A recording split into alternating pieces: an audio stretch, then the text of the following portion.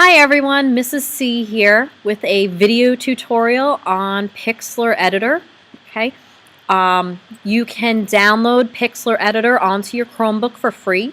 You can also go to pixlr.com/editor/ on a laptop or one of the school computers. Pixlr is basically like Photoshop Lite. It has a lot of the same tools and it has a lot of the same functions and capabilities, but it doesn't have everything.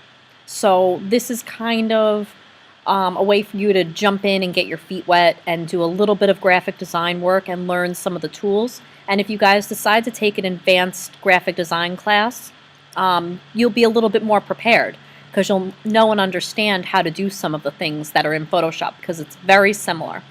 Okay, so first things first, we want to create a new image. So this little menu may pop up if it's the first time you're using it. Okay, if it doesn't, you can click File up here and then click on New Image. But if this is the menu that you see, all right, I'm just going to click on this and click New Image. A new image box should pop up. I'm going to click where it says Untitled and delete this, and I'm going to name my image. So for this particular image, I'm going to say you should use your first name or your first initial and last name. So I'm going to put L Capobianco, okay, and you could put DDP, whatever class period, if you're period 3, period 6, or period 8. So for this example, I'm going to use DDP 3, and I'm going to call this font. So I'm naming this L Capobianco DDP 3 font. Presets, I'm going to leave 800 by 600. I'm not going to click the box that says transparent, and now I'm going to click OK. So now I have created a new image. Now that we have our new image, let's go over a couple of basics. Over here on the right side of the screen is the navigator, so that you can basically navigate around your screen. You can zoom all the way out.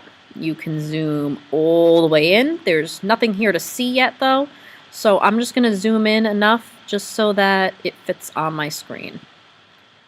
Alright, over here is my layers menu. As you can see, there are no layers here other than the background layer, which is locked.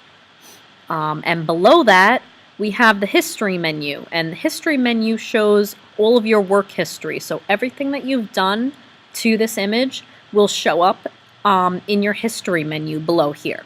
Again, right now the only thing we've done, the first thing we've done is create the new image, so there's nothing else here to see. On the left side of the screen is your toolbar menu, and we're going to go over some of these tools today. Some of them you'll be exploring in other lessons. We also have a menu up here as well. There's also some tools up here that you can use. There's adjustments, there's filters, there's different things we can do to the image. We're going to talk about those things a little bit later. Okay, so first thing is first, what we would like to do is we want to create a text layer. So I'm going to go down to my tools and click on this letter A, which says Type Tool. And I'm going to click inside this box. So if you look, a text box just opened up, and off to the side here, this just created a new layer automatically. So we'll talk about this in a second. So in your text layer, you're going to type in the song lyrics that you want to use. So for my example, I'm going to use the song lyrics, "Time keeps on slipping into the future." Okay. Where it says font, you can change the font, and you can scroll in here and find one that you like. One that goes with your particular quote. I'm not really sure which one. I'm just going to pick one at random right now. I'm not saying this is a good or bad font, but we'll use this for right now just so that you can see I changed it. Down here where it says size, you can click on the arrow and you could use this scroll bar by clicking and holding down and dragging it from left to right. so you can make your font big or small. You can also click in this box and type in how big you want it. So 30, 304, maybe 45. We'll leave it at 45. Style, you can keep it at regular, you can make it bold, italic, or a combination of the two. So I'm going to leave it at regular and leave it alone. And now I don't really know what color I want to make my lyrics, but I'll show you how to change it right now. So I'm going to click in this color box. Right now it's black. You're going to click on this one here that says web.